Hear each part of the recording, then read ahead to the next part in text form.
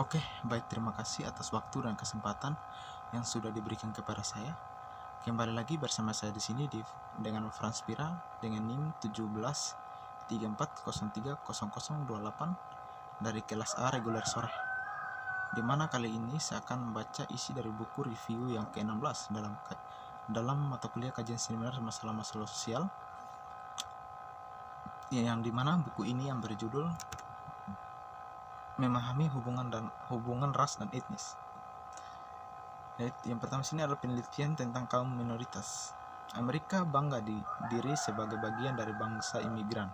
Banyak orang masih menyebut Amerika Serikat sebagai tempat melaburnya orang-orang dari segala ras, agama, dan kebangsaan yang menjadi bebas dan memperbaiki kehidupan mereka. Tentu saja, sejumlah besar imigran memberikan kesaksian hidup tentang prinsip itu. Antusiasme mereka terhadap negeri mereka sebagai anak angkat nyata dalam wawancara lisan yang tak terhitung banyaknya di Pulau Ellis dan tempat-tempat lain sebagai mahasiswa terlepas dari bagaimana baru-baru ini keluarga Anda berimigrasi ke Amerika Serikat. Sebagian besar dari Anda juga memberikan bukti tentang impian Amerika tentang kebebasan memilih peluang ekonomi dan mobilitas yang meningkat. Namun di bawah ini 4 Juli pidato penyerapan bangsa dari beragam bangsa selama bertahun-tahun dan sejumlah cerita keberhasilan adalah kebenaran yang menganalisa orang Amerika yang lahir di negeri sendiri tidak selalu menyambut pendatang baru dengan tangan terbuka. Sebenarnya mereka seringkali menanggapi dengan tidak diskriminasi yang terang-terangan, mulai dari menghindari kekerasan dan pembunuhan. Perlakuan dominan kelompok pribumi kulit hitam dan penduduk asli Amerika menggambarkan kegigihan penaklukan dan ketidaksetaraan yang berakar. Poin yang kedua di sini adalah orang asing sebagai fenomena sosial. Untuk memahami hubungan antar kelompok, kita harus sadar bahwa perbedaan di antara berbagai bangsa menyebabkan setiap kelompok memandang kelompok lain sebagai orang asing. Di antara bangsa-bangsa terpencil, kedatangan seorang yang tidak dikenal selalu merupakan peristiwa yang penting. Seringkali mengundang tanggapan emosi yang kuat. Reaksi bisa berkisar dari kerahamahan yang hangat, upacara penyuburan atau pelindung, tindakan yang kasar, dan dalam masyarakat urbanisasi dan bergerak. Orang asing masih membangkit respon yang sama dari TV di Australia Utara yang secara konsisten membunuh para penyusup, hingga bangsa di negara manapun yang harus terus berjuang untuk menghindari unsur-unsur yang tidak diinginkan.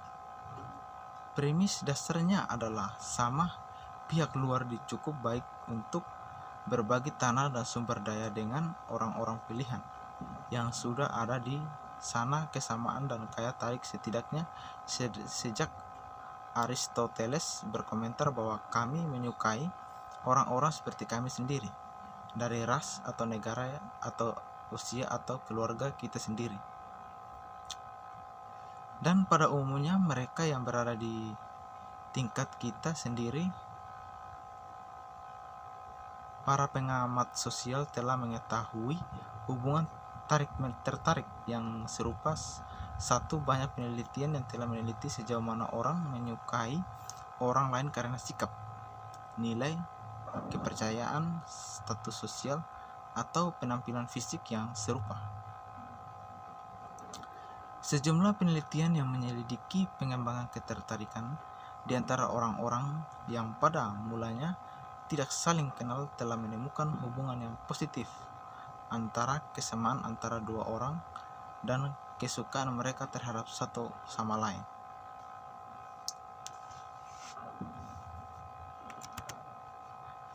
Yang berikutnya sini poin yang ketiga adalah peran budaya. Memahami apa yang membuat orang menerima beberapa, tetapi tidak semua orang asing membutuhkan pengetahuan tentang bagaimana budaya mempengaruhi persepsi dan pola respon, menyediakan pedoman untuk menafsirkan orang terhadap situasi yang mereka hadapi dan untuk tanggapan yang mereka anggap tepat. Perbedaan dan interaksi antara budaya juga penting bagi proses pembaruan, misalnya orientasi budaya dari kelompok minoritas dan dominan membentuk pengharapan tentang bagaimana sebuah kelompok minoritas harus masuk ke dalam masyarakat. Bab ini pertama kali meneliti berbagai aspek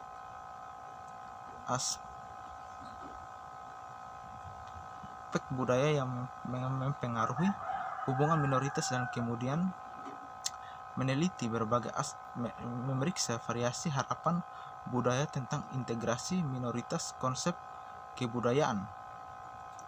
Manusia baik menciptakan dunia sosial mereka sendiri dan berkembang lebih jauh tanpa mereka, beradaptasi dengan lingkungan, pada pengetahuan baru, dan pada teknologi. Kita mempelajari cara hidup dalam masyarakat kita. Pada pengetahuan baru dan pada teknologi kita mempelajari cara hidup dalam masyarakat kita. Kita menciptakan dan berbagai aturan dan pola perilaku yang membentuk kehidupan kita dan cara kita mengalami dunia di sekitar kita. Produk bersama dari masyarakat yang kita sebut budaya, baik materi maupun bukan materi, memungkinkan kehidupan sosial dan memberikan makna pada kehidupan kita. Atribut budaya ini menyediakan rasa orang dan ikatan bersama yang melalui anggota masyarakat dapat berhubungan atau lihat kontak cek realitas. Oleh karena itu, kebanyakan sosiolog menandaskan dampak budaya dalam membentuk perilaku. Satu, melalui bahasa dan bentuk integrasi simbolis. Lainnya, para anggota satu masyarakat mempelajari pola berpikir perilaku yang merupakan kesamaan mereka.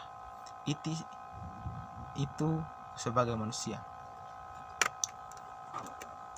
Poin yang terakhir di sini adalah realitas membangun.